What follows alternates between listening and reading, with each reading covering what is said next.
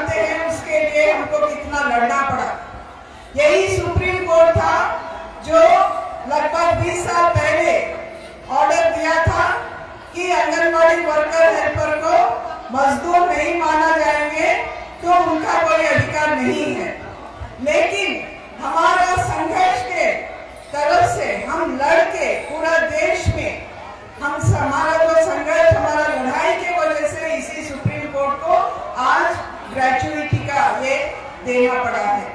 लेकिन इस ऑर्डर आके अभी 3 महीने से ज्यादा हो गया है, लेकिन केंद्र सरकार उसको लागू करने के लिए कुछ भी नहीं किया है। हालांकि गुजरात में वो लोग किया है, सरकार ऑर्डर निकाला है क्योंकि वहां चुनाव आने वाला है कुछ ही महीनों में, लेकिन केंद्र सरकार के तरफ से अभी तक एक भी कदम इसको लागू करने के लिए कदम उठाया नहीं है। इसीलिए हम आज सब यहाँ बैठे हैं। हम सब जानते हैं कितना दिक्कत को सामना करते हुए हम यहाँ आए हैं। आज का दिन में इतना हजारों की संख्या में केरल से, तमिलनाडु से, जम्मू कश्मीर से आना इतना आसान नहीं है। एक और हम देख रहे हैं महंगाई बढ़ रहा है, टिकट का दाम बढ़ रहा है और कितना टिकट पैसा खर्च करके आप लोग यहाँ आए हैं। लेकिन ये पैसा का ही बात नहीं है। हर कदम पे सरकार ने कोशिश किया कि आंगनबाड़ी वर्कर हेल्पर यहाँ नहीं पहुंचे। पुलिस को भेजा, हमारा घर के सामने हमारा घर वालों से बात किया, हमको हर कदम पे रोकने के लिए कोशिश किया। अगर सरकार ये मांग पूरा करता है तो हम आते भी नहीं है। सरकार को इतना जरूरत नहीं था कि पुलिस को ये करते हुए, डराते हुए रोकने का। अगर सरकार असली में चाहती थी कि ये काम कर सकती थी कि एक ग्रेचुइटी का जो सुप्रीम कोर्ट का आदेश है वो एक ऑर्डर निकाल सकती थी। आज हम देख रहे हैं सुप्रीम कोर्ट से आवाज आते पहले ही जो मजदूर के लिए, हमारा अधिकार के लिए लड़ रहे हैं उनको पुलिस गिरफ्तार कर रहे हैं।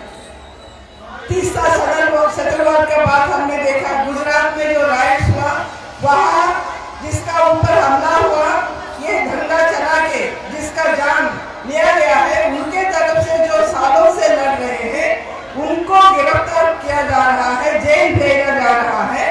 लेकिन सुप्रीम कोर्ट का आदेश आके 3 महीने से ज्यादा हो गया है, लेकिन आंगनबाड़ी वर्कर हेल्पर को ग्रेचुइटी का आदेश देने के लिए सरकार तैयार नहीं है। आज भी पार्लियामेंट में एक एडजर्नमेंट मोशन, हमारा जो साथी है, CITU का नेता है, वो MP है, वो आज प्रस्ताव रखे हैं। हम देखते हैं सरकार उसका क्या जवाब देगी। अगर सरकार ग्रेचुइटी देने के लिए तैयार है या नहीं है, ये हम देखते हैं आज पार्लियामेंट में वो क्या जवाब देगी सरकार। लेकिन जब सरकार सुप्रीम कोर्ट का आदेश निकाला है, उसका अगले दिन जब CITU का एक सचिव, राष्ट्रीय सचिव, केरल राज्य का CITU का राज्य का महासचिव और राज्यसभा का MP, उन्होंने एक चिट्ठी लिखा है। सरकार, सुप्रीम कोर्ट का आदेश आ चुका था, लेकिन उसका अगला दिन सरकार ये जवाब देते हैं कि आंगनबाड़ी वर्कर हेल्पर को कोई भी अधिकार नहीं है। वो जो 20 साल पुराना सुप्रीम कोर्ट का आदेश को रिफर करते हैं, लेकिन जो पहला दिन आदेश हुआ था उसके बारे में कुछ नहीं बोलते हैं। तो इसीलिए हमको ध्यान में रखना चाहिए, हमारा जो लड़ाई है, हमारा मांग के लिए, हमारा अधिकार के लिए, आंगनबाड़ी वर्कर हेल्पर को कर्मचारियों का दर्जा के लिए, न्यूनतम वेतन के लिए, पेंशन के लिए, ग्रेचुइटी के लिए, सारा सुविधा के लिए हमारा संघर्ष है। लेकिन इसके साथ साथ हमको ये भी सोचना पड़ेगा कि सरकार ये क्यों नहीं कर रहे। हालांकि हम ही लोग सरकार को वोट देके सत्ता में भेज रहे हैं, हम ही लोग MP को चुन रहे हैं, MLA को चुन रहे हैं, और वो लोग सत्ता में जाके वहां बैठ के हमारा जो मांग है वो पूरा करने के लिए तैयार नहीं हो रहे। तो इसके लिए हमको सोचना पड़ेगा इसके पीछे क्या नीति है, इसके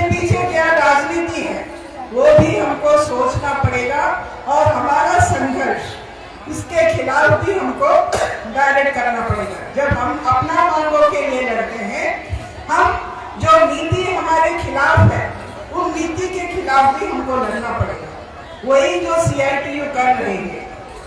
हम सब CITU है और CITU भी आंगनबाड़ी वर्कर हेल्पर के लिए सुभाष थोड़ा तो इसीलिए आने वाले दिनों में हमको हमारा जो संघर्ष है उसको तेज करना पड़ेगा। और सिर्फ हमारा मांग के लिए ही नहीं, जो भी मजदूर, जो भी कर्मचारी, जो भी लोग इस नीति के खिलाफ लड़ रहे हैं, उन सबके साथ जोड़ के, उनके सबके साथ मिलके हमको लड़ना पड़ेगा। जैसे कि हम लड़ रहे हैं अभी तक जो भी हड़ताल होता है, CITU और बाकी ट्रेड यूनियंस मिलकर जो आह्वान करते हैं, अभी 3-4 महीने पहले मार्च 28 और 29 तारीख को 2 दिन का हड़ताल हमने किया है, जिसमें आंगनबाड़ी वर्कर हेल्पर बहुत ही बड़ा संख्या में शामिल हुए थे, योगदान किया था। ऐसा संघर्ष को आने वाले दिनों में और भी ज्यादा करना पड़ेगा और भी तेज करना पड़ेगा। और इसके साथ साथ हमारा एकता को मजबूत करना पड़ेगा। आज सरकार और बीजेपी जो सत्ते में है, हमारा एकता को तोड़ने के लिए अलग अलग साजिश वो लोग कर रहे हैं और कहीं न कहीं हमारा साथी भी उसका शिकार बन जाते हैं। कहीं धर्म के नाम पे बात करते हैं, कहीं जात के नाम पर बात करते हैं, लेकिन हमको ये समझना पड़ेगा, किसी जात का हो, किसी धर्म का हो, किसी जगह का हो, पूरा देश में हम जो आंगनबाड़ी वर्कर हेल्पर है, हमारा मांग सब एक ही है। हम सब चाहते हैं, चाहे वो उत्तर प्रदेश का हो, चाहे वो मुस्लिम हो या हिंदू हो या क्रिश्चियन हो या सिख हो, जो भी आंगनबाड़ी वर्कर हेल्पर है, हम सब चाहते हैं कि हमारा नौकरी पक्का करें, हमको रेगुलराइज करें। हम सब चाहते हैं कि हमको न्यूनतम वेतन मिले, हम सब चाहते हैं कि हमको ग्रेजुएटी मिले। और सरकार का जो नीति है वो हम सब के खिलाफ है। ऐसा नहीं कि कहीं हिंदुओं को ज्यादा वेतन मिल रहा है या कि मुस्लिम्स को कम वेतन मिल रहा है, ऐसी बात नहीं है। तो इसीलिए ये जो धर्म का नाम पर हमको बांटने का साजिश कर रहा है, ये अपना नीति को चलाने के लिए सरकार ये काम कर रही है, ताकि आंगनबाड़ी वर्कर्स हेल्पर्स को न्यूनतम वेतन देना ना पड़े, उनको कर्मचारियों का दर्जा देना ना पड़े, उनको ग्रेजुएटी और बाकी सुविधा देना ना पड़े। इसको समझना पड़ेगा और आने वाले दिनों में हमारा एकता को और भी मजबूत करना है।